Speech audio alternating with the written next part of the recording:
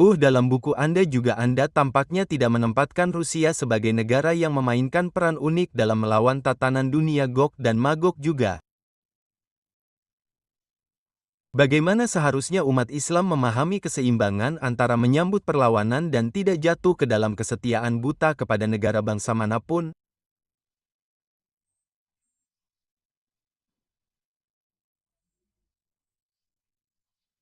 Adalah kesalahan dunia keilmuan Islam bahwa mereka telah gagal, secara menyedihkan, dan memalukan dalam memahami apa yang dikatakan Al-Quran tentang subjek Tuhan.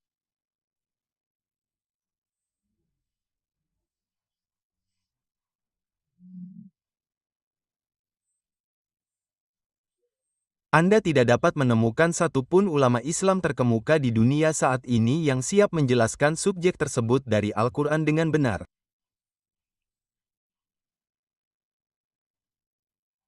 Allah disebutkan dan hanya disebutkan 2 kali dalam Al-Quran. Jadi tidak terlalu sulit jika hanya ada 2 referensi. Yang satu adalah if dan dikaitkan dengan Zul dan Zul benar dikaitkan dengan Laut Hitam.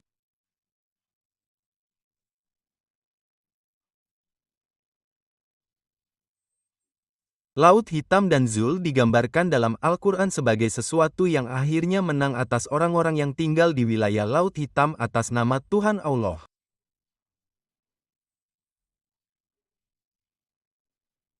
Dia memberikan kekuatan yang diberkati dan dia menggunakan kekuatan itu untuk menghukum penindas dan menghukum mereka serta memberi penghargaan kepada mereka yang menjalani hidup religius.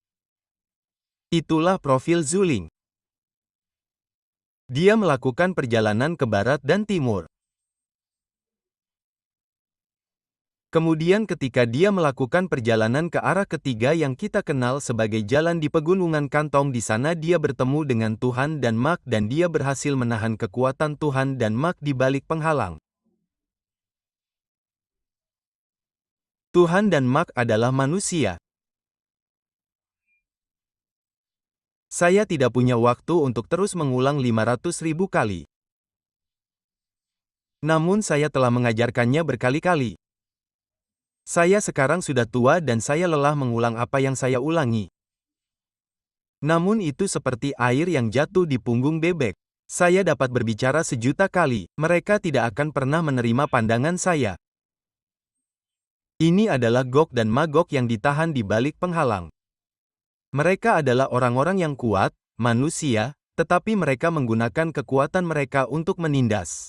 Mereka adalah orang-orang dengan kekuatan yang tidak dapat dihancurkan, tetapi mereka menggunakan kekuatan mereka untuk menindas. Mereka menggunakan kekuatan mereka dengan cara yang dekaden, dengan cara yang tidak bertuhan, dengan cara yang kafir. Dan ketika dia menahan Gog dan Magog di balik penghalang itu, dunia aman dari Gog dan Magog. Itulah yang ada dalam Al-Quran. Namun karena Allah menggambarkannya sebagai implikasinya adalah bahwa dia adalah seseorang yang memiliki 2 tanduk.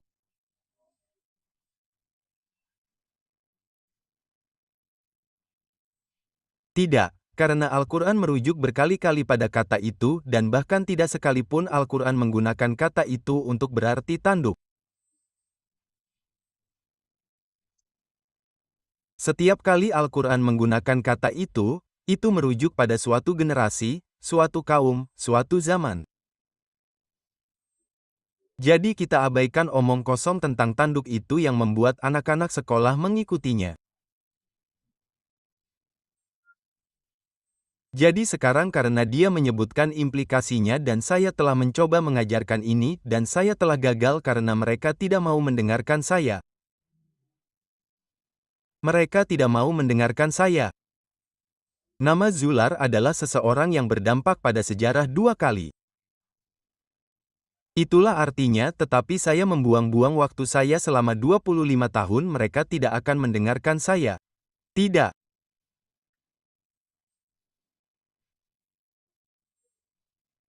Jadi karena itu jika berhasil menahan gen pertama kali ketika dia membangun Marier, ada kedua kalinya untuk melakukan hal yang sama.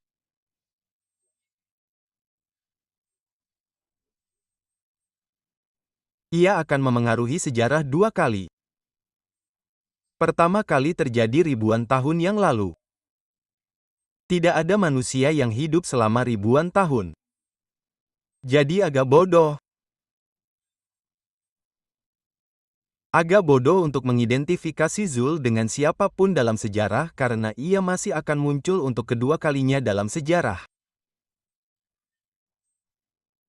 Zularin akan menahan Yajuj dan Majuj untuk kedua kalinya dalam sejarah. Jadi saya sampai pada kesimpulan dan Allah yang paling tahu pasti bukanlah orang yang bersejarah melainkan makhluk transendental yang baik. Al-Quran terus berbicara tentang tentang Gagok, untuk kedua kalinya. Itu hanya dua kali, itu saja, dua kali. Dan yang kedua kalinya ada di surah, di mana Allah berbicara tentang sebuah kota yang dihancurkannya, kota yang diusirnya penduduknya, dia menempatkan seorang baron di atas mereka sehingga mereka tidak akan pernah bisa kembali untuk merebut kembali kota ini sebagai milik mereka. Sampai kapan? Sampai Yajuj dan Majuj dilepaskan, bukan dikirim, dilepaskan. Bukan dikirim dilepaskan. Izinkan saya mengulanginya sekali lagi. Al-Quran mengatakan ketika Yajuj dan Majuj dilepaskan, bukan dikirim, dilepaskan pada saat itu, Yajuj dan Majuj kemudian tidak hanya dilepaskan, tetapi mereka menyebar ke seluruh dunia. Dan wah ini bagi orang-orang yang memiliki akal sehat senilai 2 pound akan mengerti 2 pound akal sehat Inggris. Saya sekarang di Inggris, bukan di Malaysia. Kami memahami bahwa ini adalah peristiwa yang hanya akan terjadi sekali dalam sejarah.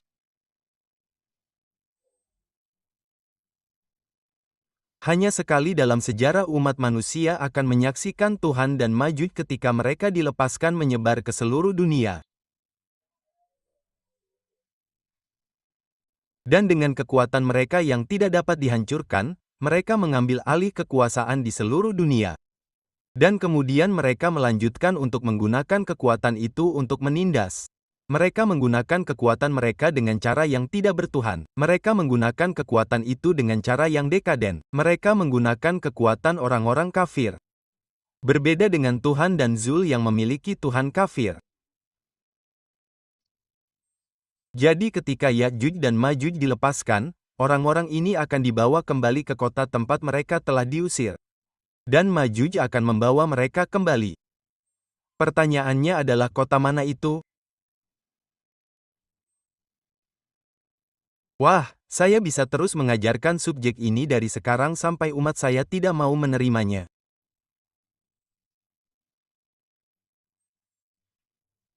Mereka lebih suka hidup dalam ketidaktahuan mereka, ketidaktahuan yang memalukan. Tetapi mereka tidak mau menerima bahwa ada cara sederhana agar kita dapat mengenali kota mana itu dan mengidentifikasi kota itu. Cukup pergi ke Nabi Muhammad karena dialah yang mengidentifikasi Tuhan dengan Yerusalem. Nabi kita melakukan itu. Dia berkata bahwa Allah akan menghancurkan Yajuj dan Majuj di Yerusalem. Jadi, saya berada di atas fondasi yang aman ketika saya mengatakan bahwa kota itu adalah Yerusalem. Tetapi umat saya, dunia keilmuan Islam, mereka tidak akan pernah menerimanya. Saya akan mati dan meninggalkan dunia ini, tetapi mereka tidak akan pernah menerima bahwa yang turun adalah Yerusalem. Jadi kita sekarang memiliki pemahaman siapa yang membawa orang-orang Yahudi kembali ke Yerusalem. Itu adalah dunia barat modern. Peradaban barat modern adalah peradaban Tuhan dan Tuhan saya. Saya ingin menjaga kata-kata saya ini di depan umum sampai hari penghakiman.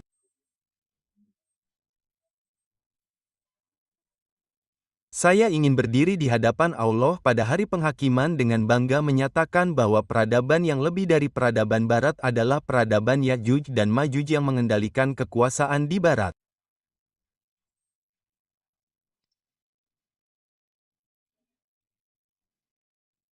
Jadi, Ada momen kedua yang akan terjadi, dan momen kedua itu akan terjadi ketika kita melihat kekuatan terwujud di Laut Hitam.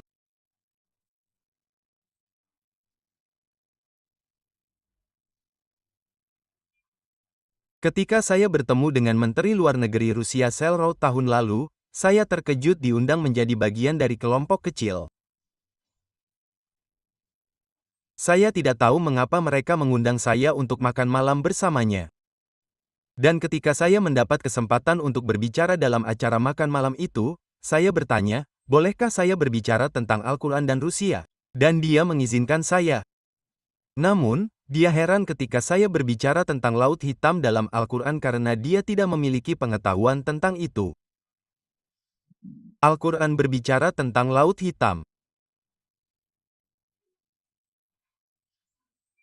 Dan momen kedua akan terjadi ketika Anda melihat kekuatan terwujud di wilayah Laut Hitam.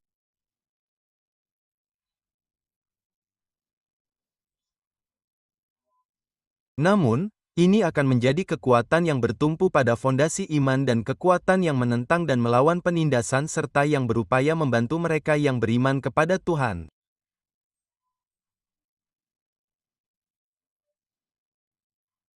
Jadi, ketika Rusia merebut kembali Crimea pada tahun 2014, saya berada di Malaysia dan berkata, saatnya bagi saya untuk merayakannya karena saya menyadari bahwa kekuatan kini telah kembali ke wilayah Laut Hitam. Dan ini adalah kekuatan yang bersandar pada iman, iman kepada satu Tuhan. Dan ini adalah kekuatan yang akan melawan penindas. Saya menyadari bahwa kita sekarang melangkah, kita sekarang berada di pintu kepedulian kedua. Ini terjadi 11 tahun yang lalu. 11 tahun yang lalu. Rusia saat ini mengendalikan kekuatan di Laut Hitam dan Rusia melawan GAK yang mengendalikan kekuatan di Ukraina dan yang mendukung Ukraina.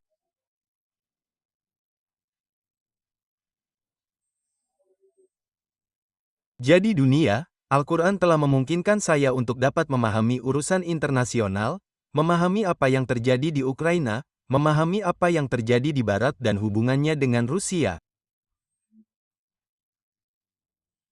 Sementara orang-orang saya menolak beasiswa saya, apa yang dapat saya lakukan? Saya seorang ahli eskatologi Islam. Allah dalam kebaikannya memberkati saya untuk merintis cabang ilmu pengetahuan yang disebut eskatologi Islam. Ketika saya pergi ke Jenewa ke Lembaga Pasca Sarjana Studi Internasional dengan beasiswa untuk meraih gelar doktor dalam hubungan internasional pada tahun 1974. Saya berada di depan semua orang di kelas saya dalam perjalanan menuju gelar doktor. Dan saya bertanya kepada direktur lembaga tersebut, Profesor Jinfo, siapa yang benar-benar mencintai saya seperti seorang anak karena putranya mengajar saya di Trinidad. Jadi Profesor Jin Fremo Jaku maaf siapa direktur institut tersebut, dia menerima bahwa dia akan menjadi direktur tesis saya, tetapi saya memilih topik yang seharusnya tidak saya pilih. Pasca kandidat Islam dan pencarian tatanan publik Islam yang baru karena itu adalah eskatologi.